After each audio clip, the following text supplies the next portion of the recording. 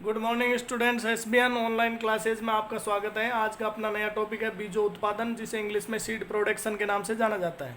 अतः बीज उत्पादन क्या है? इसमें उन्नत किस्मों का उत्पादन व विकास कार्यक्रम किया जाता है, जिसमें अलग अलग कृषि फार्मों के द्वारा प्रमाणित बीजों का उत्पादन का एक कार्यक्रम चलाया जाता है, जिसमें उनके उत्तम बीज के जितने भी गुण हैं, चाहे आनुवंशिक शुद्धता है, अंकुरण क्षमता है, उनका जीवन रख सकता है, या उनकी विकास क्षमता है, ओज क्षमता है, तो इन सब को साथ में लिया जाता है और इनके आधार पर इनका उत्पादन कार्यक्रम किया जाता है।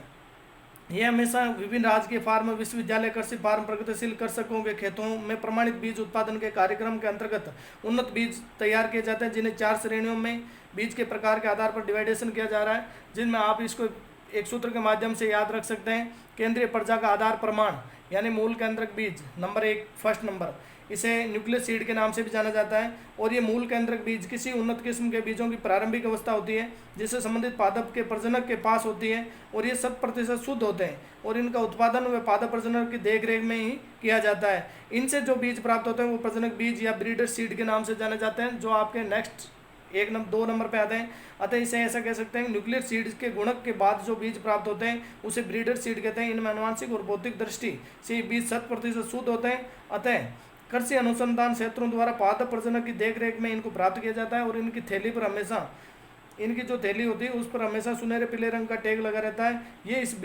ये आधारीय बीज के स्रोत होते हैं। नेक्स्ट है आधार बीज। आधार बीज हमेशा प्रजनक बीज से प्राप्त किए जाते हैं, उन्हें आधार बीज कहते हैं। ये बीज भी प्रमाणित संस्था द्वारा तैयार किए जाते हैं, और इसमें बीजों की जो थैली होती है उस पर सफ़ेद रंग का टैग होता है, और इनकी जो आनुवंशिक क्षमता है वो 98% होती है। इनके बाद में नेक्स्ट है प्रमाणित बीज।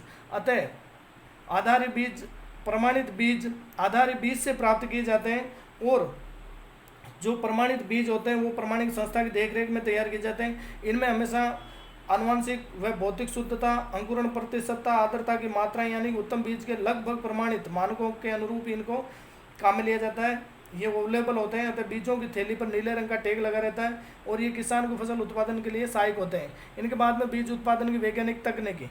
अतः किसी भी बीज उत्पादन विकास कार्यक्रम एक प्रणाली है, जिसके अंतर्गत विभिन्न प्रकार के बीज गुणक कृषक और कृषकों के लिए तैयार किए जाते हैं। इन बीज में आनुवंशिक शुद्धताएं, अंकुरण क्षमताएं व रोग रहित अधिक पैदावार देने वाली क्षमताओं के साथ में बीजों का उत्पादन का एक कार्यक्रम किया जाता है। इसमें प्रमाणित संस्था के नियमों की पूर्ण पालना की जाती है। प्रत्येक फसल के लिए भिन्न भिन्न पृथकता की दूरी और उसमें पूर्ण रूप से वैज्ञानिक मापदंडों का पालन किया जाता है, जिनमें 1 नंबर इनको 4-5 चरणों में विभाजित किया जाता है। बीज का चुनाव। सबसे पहले किसी भी बीज के उत्पादन हेतु प्रजनक या आधार या प्रमाणित बीज को ही प्रयोग में लेते हैं। अतः इसमें बीजों का मिश्रण नहीं होना चाहिए। किसी भी बीज में किसी अन्य प्रकार की भौतिक शुद्धता होनी चाहिए। अतः उन बीजों में कृषि जलवायु खंड में सिफारिश के अनुसार उसकी पैदावार दी जाती है। अतः बीज जनित रोग से बचाने के लिए, यानी बीजों को बीज जनित रोगों से बचाने हेतु फफूंदनाशी, कवकनाशी, शाकनाशी से अवश्य उपचारित करें, यानी कीटाणु से बचाने के लिए उपाय किए। अतः बीजों के खाली के जो कट्टे या टैग या लेबल होते हैं उनको सुरक्षित रखें, ताकि प्रमाणीकरण संस्था द्वारा मांगने पर उन्हें अवेलेबल करा सकें। अतः ये सारे के जो काम होते हैं वो हमेशा राजकीय संस्थानों द्वारा या विश्वविद्यालय या मान्यता प्राप्त संस्थानों द्वारा ही चलाए जाते हैं, और उन्हीं से इन बीज का चुनाव करना चाहिए। नेक्स्ट है पृथक्करण की दूरी और खेत का चयन, यानी आनुवंशिक शुद्धता को बनाए रखने के लिए फसल की किन्हीं 2 किस्मों के मध्य एक निश्चित दूरी बनाए रखना पृथक्करण दूरी कहलाती है।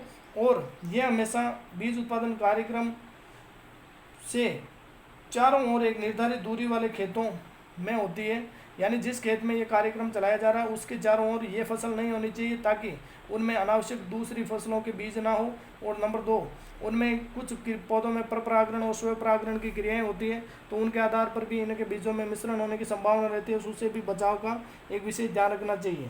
तो इस प्रकार यानी परपरागण से बीजों की आनुवंशिक शुद्धता नहीं रह पाएगी, तो ये भी उसमें एक इफेक्टिव होता है। नेक्स्ट है उन्नत शस्य क्रियाएं।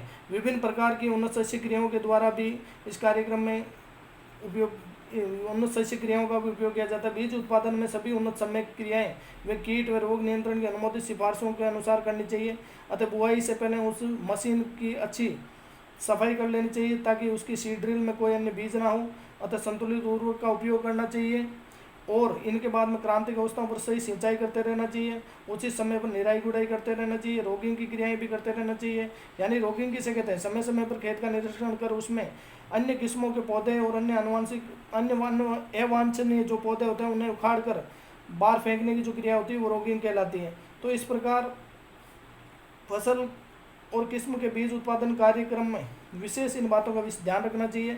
और इनके बाद में पौधे का पूर्ण संरक्षण भी करते रहना चाहिए, उचित समय बीज के पूर्ण पकने पर उसकी कटाई करनी चाहिए। और नेक्स्ट है अपने गाही के अंतर्गत क्या करते हैं कि खलिहान को अच्छी तरह से साफ कर लें। नंबर 1, उसमें भौतिक शुद्धता पूर्ण बनी रहे। गाही मशीन को खलिहान से पूर्व भली भांति साफ करके सुनिश्चित मशीन में अन्य कोई बीज ना हो।